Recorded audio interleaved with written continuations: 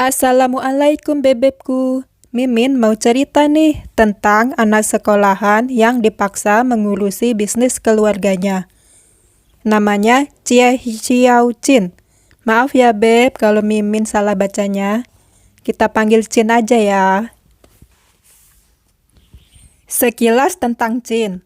Anak SMA yang dah 3 kali pindah sekolah. Umurnya juga sudah 20 tahun. Maksudnya nggak lulus gitu. Selanjutnya, 2 teman Jin adalah di sekolah baru, Jin diperkenalkan oleh gurunya. Lalu, disuruh duduk di baris kedua bersebelahan dengan putri kecil. Bukan yang ini juga bukan. Nah, inilah putri kecil. Ketika di toilet, nenek dan kakeknya telepon. Jin nggak peduli dengan pembulian. Tapi ketika ada orang yang mengganggunya, Jin langsung menghajarnya. Dan ternyata putri kecil yang dibuli. Dia berterima kasih pada Jin. Lalu ada seseorang yang keluar dari toilet. Guru pun melihat mereka. Karena salah gaya, gosip mulai menyebar yang menyangka kalau Jin dan kelelawar berebut putri kecil. Kenalan dulu ya sama 2 temannya Jin. Shulihan julukannya putri kecil. Dia selalu dibuli. Dan Lucun yang juga dibuli. Lucun banget ya namanya. Kakek dan nenek meminta Jin untuk menerusi bisnisnya. Karena kakeknya sering sakit. 2 temannya mengikuti Jin pergi sebab nggak mau dibuli di sekolah. Mereka penasaran dengan hotel milik keluarga Jin. Tapi kenyataan yang sebenarnya jauh dari bayangan mereka. Jin dan 2 temannya sampai di depan hotel. Bukan hotel mewah seperti yang mereka bayangkan, tetapi lebih mirip rumah hantu. Ini adalah kakek dan neneknya Jin. Hanya mereka berdua yang mengelola hotel. Mereka menyambut kedatangan cucunya yang sudah lama gak ketemu. Tapi ternyata mereka salah orang, beb. Kasian ya, Jin gak dianggap cucu. Ini adalah kakak kelasnya Jin sewaktu SD. Dia menyukai Jin sampai cemburu sama putri kecil. Kakek dan nenek memanggilnya Suzuki, karena sering memakai motor Suzuki. Hotel yang dikelola kakek neneknya Jin bisa dibilang dah ketinggalan zaman atau kuno. Mereka memberitahu cara menggunakan barang-barang di hotel, seperti internet, TV, telepon, dan odong-odong. Anehnya, semua pakai koin. Kalau bebek lagi nonton drakor, harus nyiapin koin yang banyak, biar TV-nya nggak mati. Lihat beb, kamarnya seperti zaman dulu. Ketika di kolam air panas, Lihan mendengar sesuatu. Nggak cuma Lihan, tapi Jin mendengar ada suara yang memanggil namanya.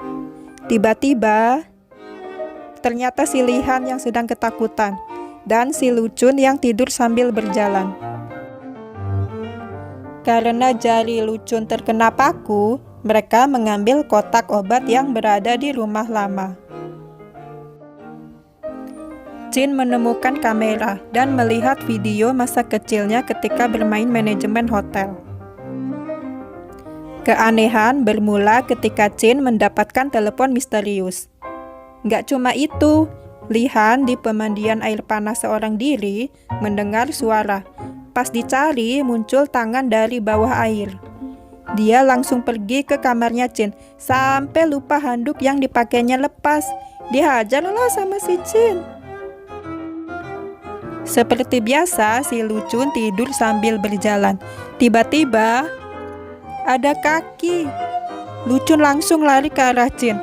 Jadi, si Lihan lihat tangan dan si Lucun lihat kaki. Agaknya siapa ya yang lihat muka atau kepala gitu? Merasa terganggu dan gak percaya apa yang mereka ceritakan, Jin mengusir kedua temannya dari hotel. Tapi mereka gak jadi pergi, sebab si kelelawar sedang mencari mereka. Akhirnya mereka bertiga tidur sekamar. meskipun Chin gak suka.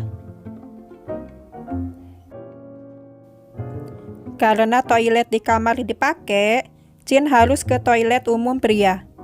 Tapi gak sengaja Chin melihat tangan, lalu kaki. Gantian deh mereka yang dipeluk Chin. Ada-ada aja ya mereka itu. Keesokan harinya mereka menyelidiki kakek dan nenek karena tidak pernah terganggu dengan tamu dari dunia lain. Dan mencurigai kakek dan nenek. Jangan-jangan mereka sudah... Lucun yang sedang menyelidiki nenek dan tangannya asal pegang kena tampar lah sama Chin. Emang enak, gak dikontrol sih tangannya. Di sisi lain, Lihan memasuki kamar kakek. Dengan caranya yang aneh, Lihan mengecek apakah kakek masih hidup atau sudah mati. Karena perbuatannya Lihan, kakek dan nenek jadi salah paham deh. Ternyata dugaan mereka salah. Kakek dan nenek masih hidup. Menurut mereka, hotel ini berhantu. Dan mereka menyusun rencana untuk malam harinya. Mereka mendapatkan telepon jahil dan memberitahu kakek dan nenek. Tetapi mereka melihat ada tangan di atas kakek. Chin yang cuma kasih kode aja cuma bikin kakek dan nenek bingung. Ngomong kayak ada tangan di atas gitu.